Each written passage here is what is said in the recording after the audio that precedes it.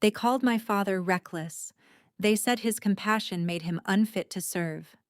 I was only 17 when I watched him salute the court-martial one last time before walking away in the rain, stripped of everything except his dignity. He never came home again. Years later, I heard those same words aimed at me: reckless, insubordinate, emotional. And suddenly, I wasn't remembering my father's story anymore. I was living it. My name is Chloe Ramirez, and the night everything changed, I learned the lesson my father died believing. Sometimes, doing the right thing means standing against everyone who blindly follows orders. The storm was unlike anything I'd ever flown through. The C-130 shook violently as fierce winds slammed into the aircraft. Rain hammered the windshield while lightning split the sky into flashes of white. Every warning light seemed alive. Then the radar picked up something unexpected. A weak civilian distress signal, barely visible, only 12 miles away. The radio immediately came alive. Maintain your assigned course. No diversions. Repeat. No diversions. The order was clear, but I kept staring at that tiny blinking signal. Somewhere out there, someone was running out of time. In my mind, I heard my father's voice.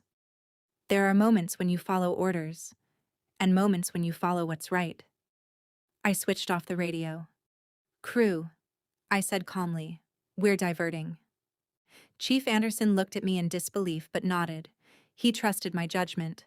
Minutes later, we landed on a flooded emergency strip. Water rushed across the runway while the storm fought every inch of our landing. Our searchlights finally found it. A black SUV, half submerged near the levee. Someone inside was desperately pounding on the windows. We sprinted through the freezing rain. I pulled open the rear door and found a terrified mother clutching her crying child. Beside them sat an elderly man, unconscious and barely breathing. "Please!" the woman screamed. "He's dying!" I immediately began CPR. The rain soaked through my uniform as I counted every compression. For several endless seconds, nothing happened.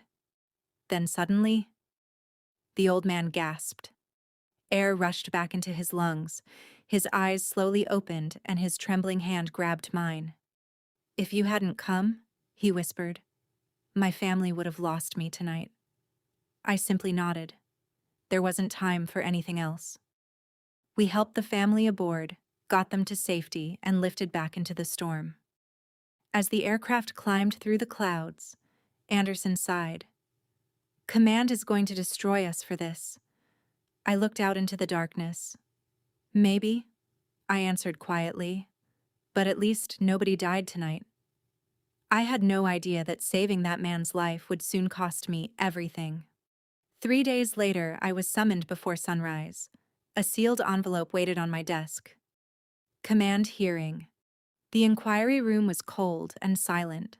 Across the table sat Admiral William Maxwell, his uniform flawless, his expression even colder.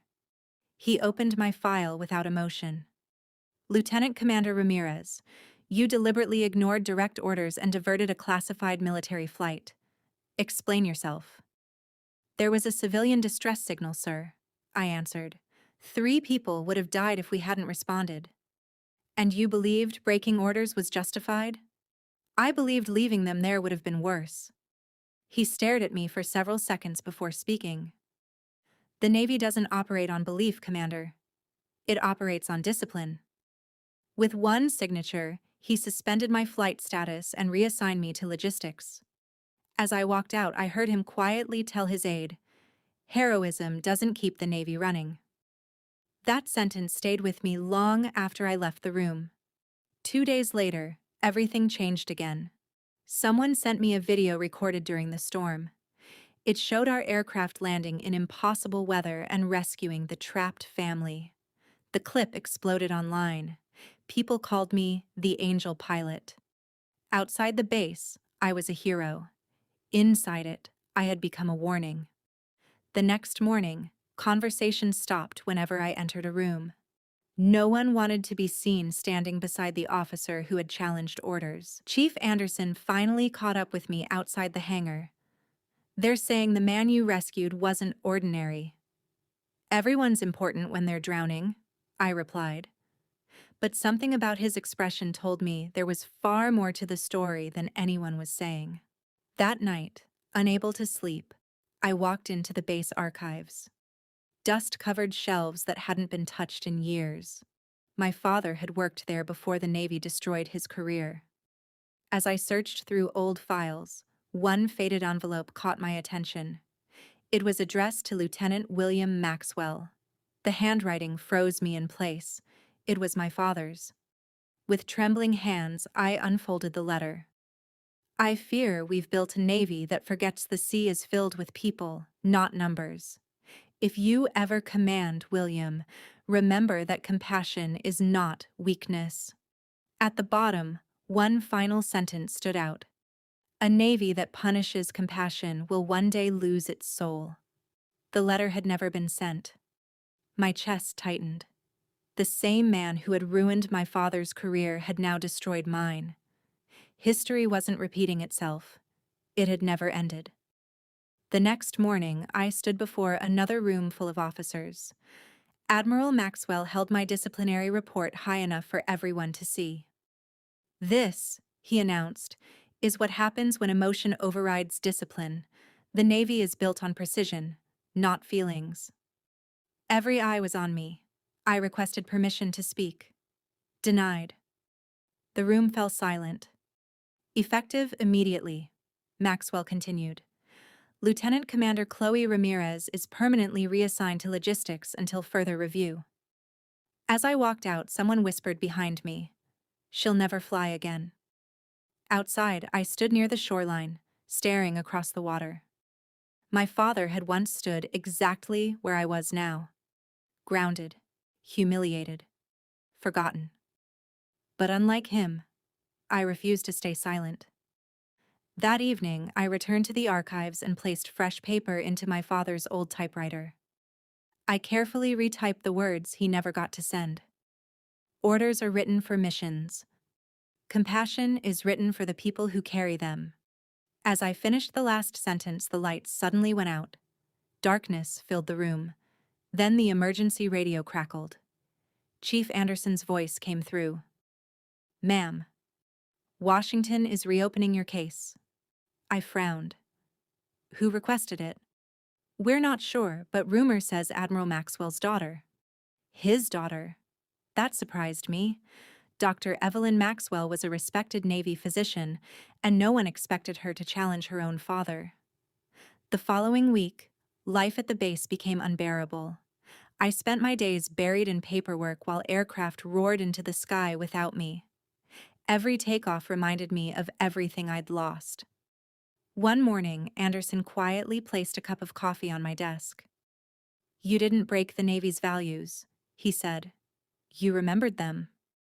I smiled faintly. I wish the Admiral believed that.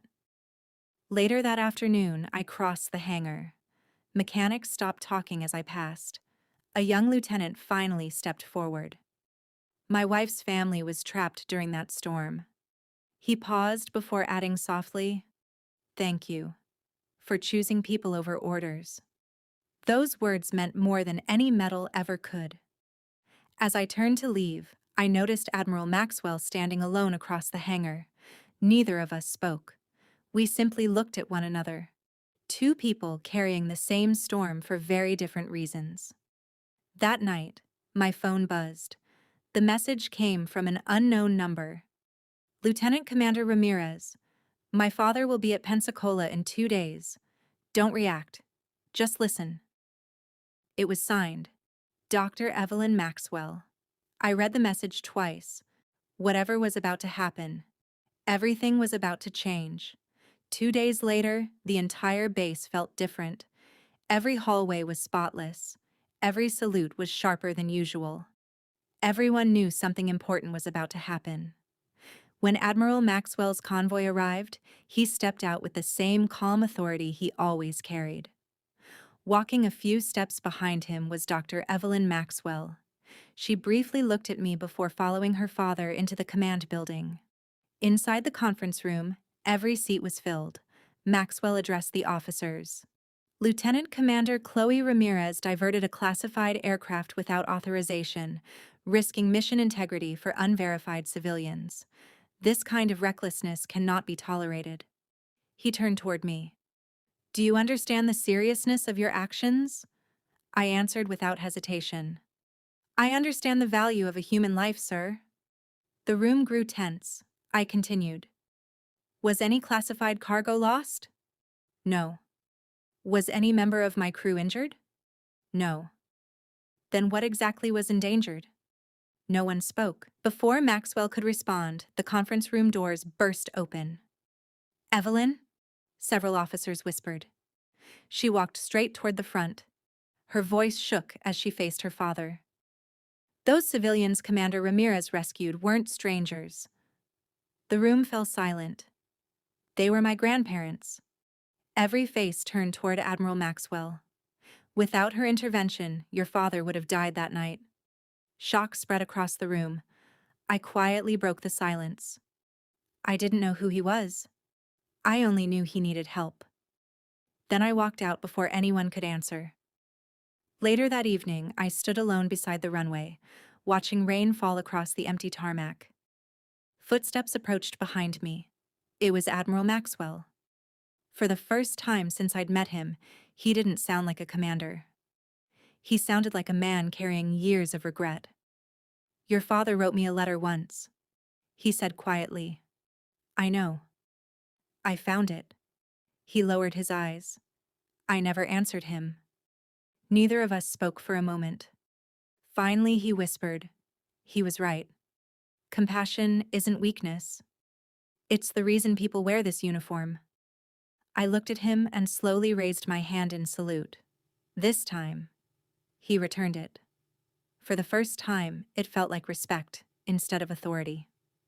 The next morning, a full command review board was assembled. Every senior officer on the base attended. The same hall where my career had been destroyed was now filled with complete silence. Admiral Maxwell walked to the podium carrying my file. He looked older than before, more human. Holding up the folder, he began. Several weeks ago, I called this file evidence of failure. He paused. Today, I recognize it as evidence of courage. A wave of whispers swept through the room. He continued. Lieutenant Commander Chloe Ramirez violated direct orders during a Category 3 storm to rescue civilians in immediate danger. He looked directly at the officers. She acted without knowing their names, their status, or their importance. She acted because saving lives mattered more. His voice grew stronger. Rules exist to protect missions, but people are the reason those missions exist. When rules make us forget that, it takes courage to remind us. The room remained completely silent. Chief Anderson quietly wiped tears from his eyes. Maxwell picked up my disciplinary report and tore it in half.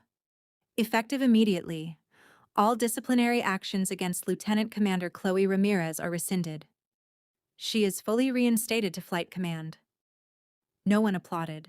The silence itself carried more respect than applause ever could. He looked at me one last time. Your father was right. We lost our soul once. We will not lose it again. My throat tightened. I managed only a whisper. Thank you, sir. At that moment, I realized something. Sometimes, changing one person's heart can change an entire institution. A month later, I stood inside the Navy Department in Washington, D.C., wearing my dress uniform once again. This time, it didn't feel like a burden. It felt like a promise fulfilled. Before a panel of admirals lay a new proposal, the Samaritan Flight Directive. I took a deep breath and began.